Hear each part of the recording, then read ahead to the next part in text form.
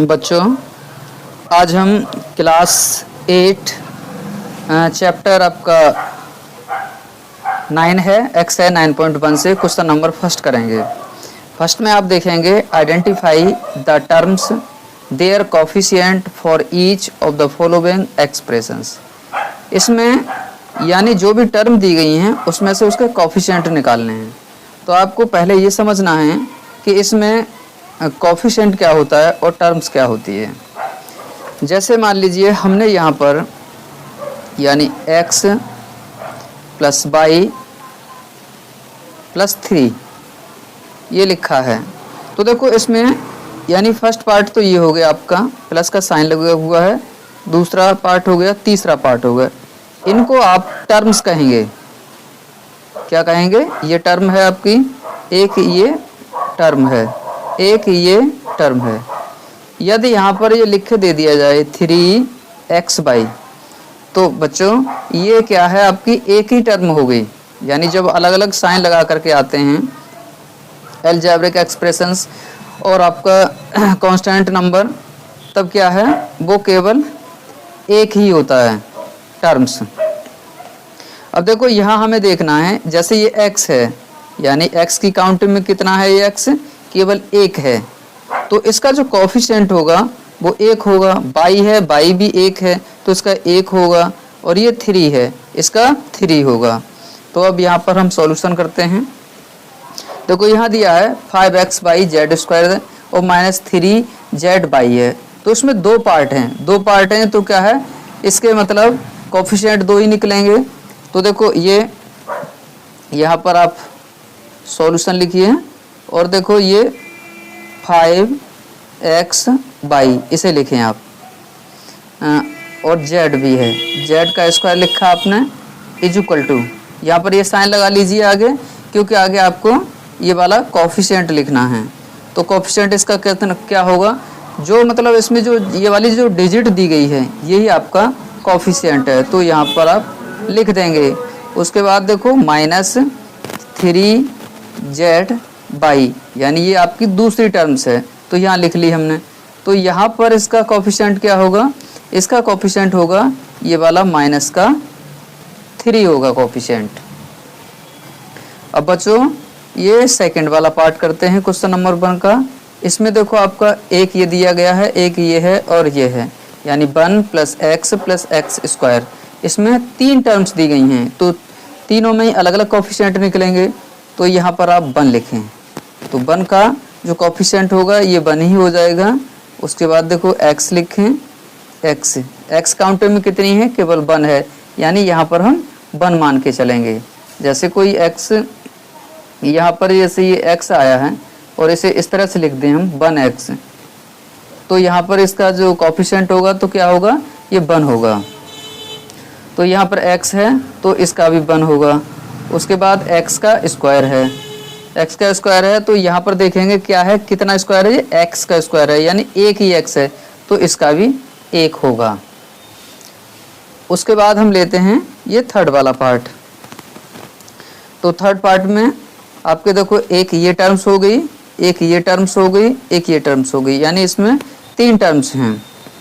तो यहाँ आप सॉल्यूशन लिखें। तो देखो 4x का स्क्वायर y का स्क्वायर, तो यहाँ पर आपका जो कोफिशिएंट होगा वो कितना हो जाएगा, ये 4 होगा। उसके बाद देखो नेक्स्ट टर्म्स है आपकी, यहाँ से यहाँ तक ये एक ही टर्म है, क्योंकि इसके बीच में कोई साइन नहीं है, ये इकट्ठा लिखा हुआ है। तो -4x का स्क्वायर, y का स्क्वायर और z का स्क्वायर, तो यहाँ पर कितना हो जाएगा, देखो ये वाला जो डिजिट वाला नंबर है वही आपका कोफिशिएंट होगा, तो -4 आपका कोफिशिएंट हो जाएगा।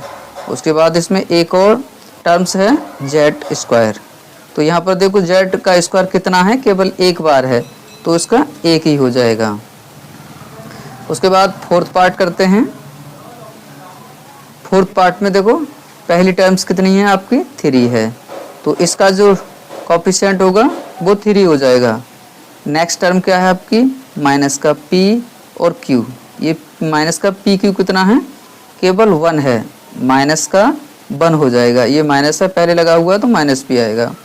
उसके बाद देखो क्यू आर है, कितना क्यू आर है, केवल 1 है तो 1 लिखेंगे यहाँ पर। उसके बाद माइनस का आर पी, तो ये कितना आर पी है, केवल 1 है तो माइनस का 1 हो जाएगा।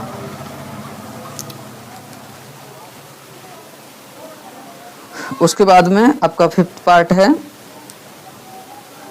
तो फिफ्थ पार्ट में देखेंगे, देखो यहाँ पर x अपॉन का 2, तो यहाँ कितना हो जाएगा, देखो ये 1x ही तो है, तो यहाँ पर 1 और ये पूरे का अपॉन हो रहा है 2 है, तो यहाँ पर 1/2 हो जाएगा।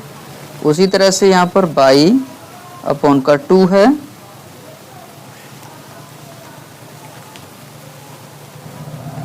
ये y/2 है, तो कितना y है जी, 1y है, तो 1 लिखेंगे और अपॉन में ये 2 हो जाएगा। इसी तरह से ये माइनस का x और y है, तो ये कितना x y है, केवल 1 है तो माइनस का 1 हो जाएगा। उसके बाद में आपका 6 पार्ट है, तो 6 पार्ट में क्या दिया गया है, लिखते हैं यहाँ पर, देखो ये 0.3a, ये फर्स्ट टर्म है, पहली टर्म है, तो इसमें क्या होगा, कोफिशिएंट आपका 0.3 हो जाएगा। उसके बाद नेक्स्ट है माइनस का 0.6 ab, तो देखो इसमें कितना ab है, 0.6, तो माइनस का 0.6 आ जाएगा। यहाँ पर आपका 0.5b, तो यहाँ पर ये कितना हो जाएगा, कोफिशिएंट इसका 0.5 हो जाएगा। दोस्तों आप यहाँ पर कंफ्यूज नहीं होना है कि देखो हमने ये माइनस है तो माइनस आया तो माइनस लिखा है। इसी तरह से यदि प्लस वाला है, यहाँ पर हमने ये x लिखा तो और दूसरा x ही ये लिखा माइनस का, नहीं प्लस का लिखते हैं, प्लस का लिखा, तो देखो ये भी प्लस का है, जब कोई साइन नहीं लगा हुआ उस पर, ये तब भी प्लस का ही है, और प्लस लगा दोगे तब भी प्लस का। माइनस का तो जब ही माना जाएगा जब उससे पहले माइनस आता है। पहले जो भी लिखा होगा, जैसे बाई से पहले माइनस और ये प्लस है, तो हम जो साइन काउंट करेंगे बाई का, वो पहले वाला जो साइन होता है वो काउंट करेंगे। तो इसलिए हमने यहाँ पर देखो ये 0.3a लिखा है, तो यहाँ कोई साइन नहीं है, प्लस का ही है। उसके बाद माइनस का 0.6a भी लिखा है, ये माइनस का इसलिए माइनस लिखा हमने। अब ये प्लस आया है, यहाँ पर यदि आप प्लस लगा दें तब भी प्लस का है, यदि प्लस नहीं लगाएं तब भी प्लस का ही माना जाएगा। जबकि जो कोई भी साइन नहीं होता है तब वहाँ पर प्लस ही मानते हैं।